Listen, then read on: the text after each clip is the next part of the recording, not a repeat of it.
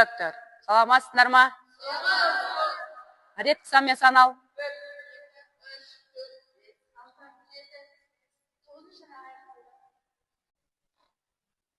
Құрметті бес асық үйірмесінің жетекшісі Ләззат Өміржанқызы, бес асық үйірмесінің оқушылары сабаққа дайын.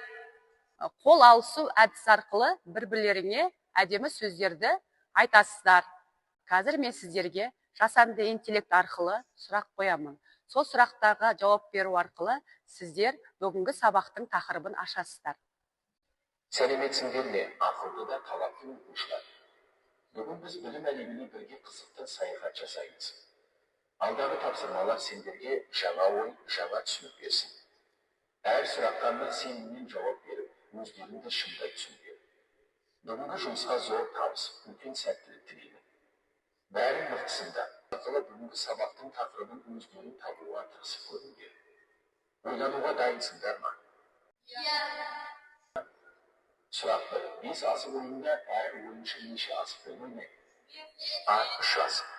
Асылжан, жарайсың, сұраққа дұрыс жауап бердің. Сенің қоржыныңа бір асық. Сұрақ 2. Қай комбинацияны Айерке, дұрыс жауап бердің. Сенің қоржыныңа бір асық. қай балыққа лақтыру керек?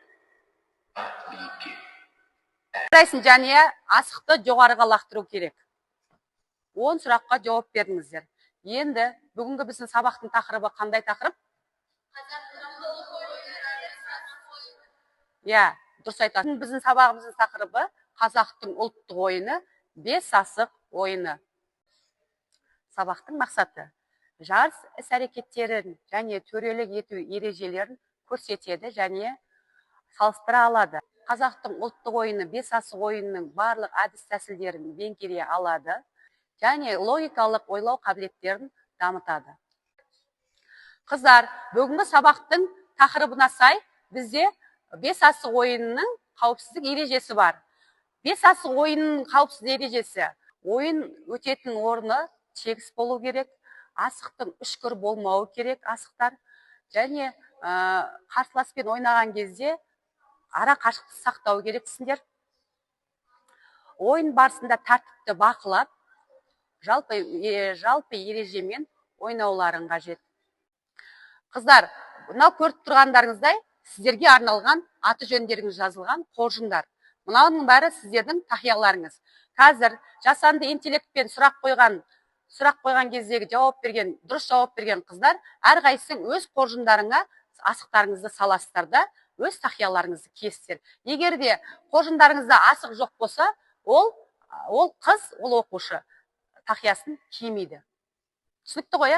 Қоржындарыңызға асықтарыңызды сала берсеңіздер болады.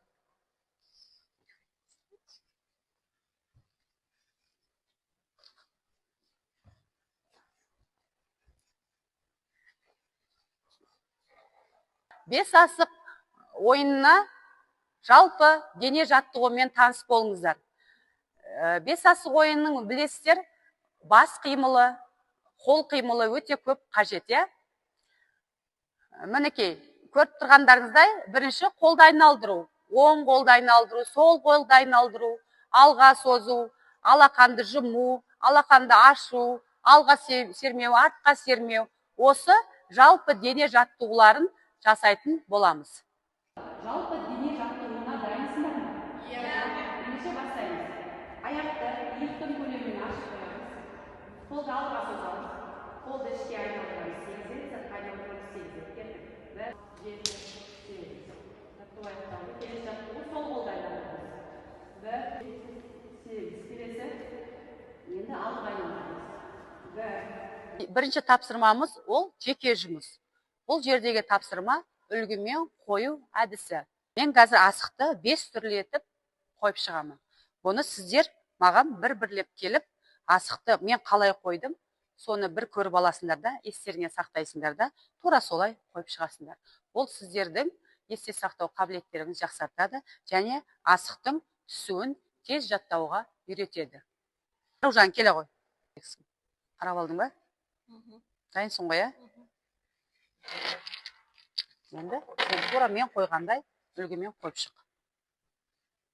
Алшы, тайқы, омпы, Атын атап қоясың.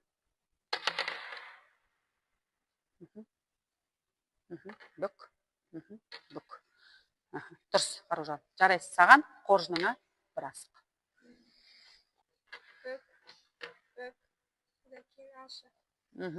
Келесі. Ішік тұрды. Атын атаймыз. Соның. Тайка тұрды. Алшы тұрды. Содан кейін тайка. Шатастырма. Мынау алшы, мынау тайка. Дұрыс. Жанерке, және қоржыныңа бір асық. Санға асықты үлгеріп қою. Қазір соның сендерге ережесін көрсетіп беремін. Ендігі міне біздің тапсырмамыз, екінші тапсырма, жүптық тапсырма. Бұл жерде көріп тұрғандарындай сан тұр, сандар 1, 2, 3, 4. Осыны асықты ересіңдер, сақаны аласыңдар. Сақаны лақтырған бойда асық түсіп қалдау деген кезде қарсыласы бір санды айтады. Мысалы, Асылжан, сен 2-ні айтасың. Сол кезде жерде жатқан асықты 2-ге қойып, үлгеріп, келе жатқан асықты тосып үлгеру керек. Енді Асылжан, сен маған қазір айт. Бір санды айтасың. Бірақ сақа кішкене сәл төмен түстеді-ау деген кезде ғана айтасың. Сақа төбеге кетіп жатқан кезде айтпайсың. 3. Жарайсың. 1. Қойып үлгермей қалды. Келесі. 3. Міне, тура осылай сандарға қойып шығасыңдар. Бұл сендерді шапшаңдылыққа, икемділікке тез үйретеді, жылдамдылыққа үйретеді бұл әдіс. Ал кәнеке қыздар. Өздерің жұптық бір-бірлермен ойнайсыңдар. 2. Жарайсың. 4. Жоқ, дұрыс емес. Кеп, келесі. Сақа бер.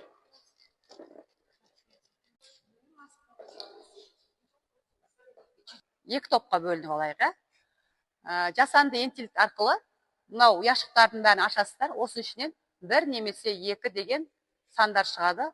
Егерде 1-ді бассаңыздар, ол бірінші топ, 2-ні бассаңыздар, ол екінші топ. Ал, Аружан, баста. Аружан бірінші топ. Келесі, Асылжан. Асылжан бірінші топ. Айерке. Айерке екінші топ. Біз 2 топқа бөлініп алдық. Келесі тапсырма, 3-ші тапсырмамыз. Ол топтық жұмыс. Бұл жерде бағана сіздер жасанды интеллект арқылы 2 топқа бөлінгенсіздер. Сол 2 топ 13 ереже, 13 тапсырма топтық ойын әдісі арқылы бір-біріңмен жарысасыңдар. Менің қолымда көріп тұрғандарымдай карточка бар. Ол әр карточкада 5 асық ойынның барлық ережелер жасырылған. Үстінен бір оқушы шығып, осыдан 3 карточка алады. 1 минуттың ішінде, мысалы, қаршу, орын алмастыру, екілік бірінші топқа түссе, осыны барлығы 1 минуттың ішінде ойнап шығуларың керек.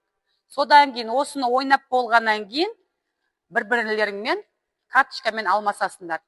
Мынаны екінші команда алады, келесіні бірінші команда алады. Бір-бірмен алмастырып, қайтадан ойнап шығасыңдар. Түсінікті ғой, қыздар, карточкаларды шатастырып жатырмын. Бәрін партаның үстіне қоямын. Топ мүшесінен бір оқушы келіңіздер. Осының ішінен таңдап алыңыздар. Аяна, сіз қаншыншы топ? Бірінші топ. Аяна алды. Арай? Арай екінші топ. Ал, Арай. Сіздің қолыңыздағы қандай-қандай? Орын алмастыру, Нәби, 4 бұрыш. Орын алмастыру, Нәби, 4 бұрыш. Осыны сіздер 1 минуттың ішінде ойнап шығуларыңыз керек. Содан кейін, қазір, сіздерде жалақ, үштік, қаршу. Енді осыны сіздер 1 минуттың ішінде ойнап боласыздар. Содан кейін алмастырып, арғарай жалғастырып ойнайсыздар. Түсінікті ғой, ал кірісіңіздер. Бірінші топ 1 минуттың ішінде емес, 35 секундта үштік жалақ қаршу ережелерін орындап тастады. Жарайсыңдар, қыздар. Жарайсыңдар, қыздар. Әр қоржындарыңа, әр қайсыларыңа бір-бір асықтан 1 минутқа жеткізбей тапсырманы орындап тастадыңыздар. Енді мынау ережелеріңді Аянаның командасына берем, Аянаның тобына. Аянаның тобынан алып, Арайдың тобына берем. Сіздер қаршу, үштік, жалақты ойнап шығыңыздар 1 минуттың ішінде. Оқушылар, біз сабақта 3 тапсырманың бәрін орындап шықтық. Енді сендерден кері байланыс алым келіп тұр. Қай әдіс сендер үшін ең тиімді әдіс болды? Кім жауап береді? Маған 3 әдістен санға қою әдісі ұнады. Оның ішінде мен шапшаңдықты игердім, жылдамдығым артты. Жарайсың. 3 әдістің қай әдісін болашақта қолданар едіңдер? Сафинас.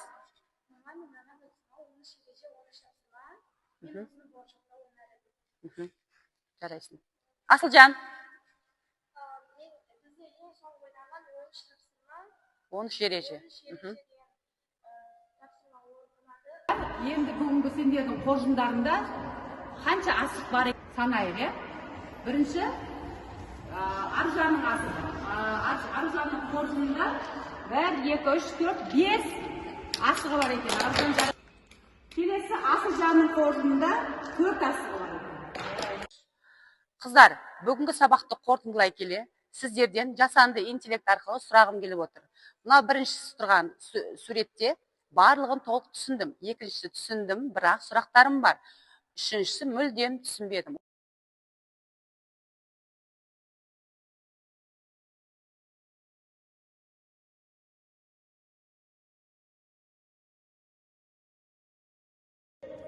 Барлығын толық түсіндім дегенді баспысындар, жарайсыңдар қыздар. Бүгінгі демек, бүгінгі сабақ сіздерге ұнады деген ойдамын. Рахмет.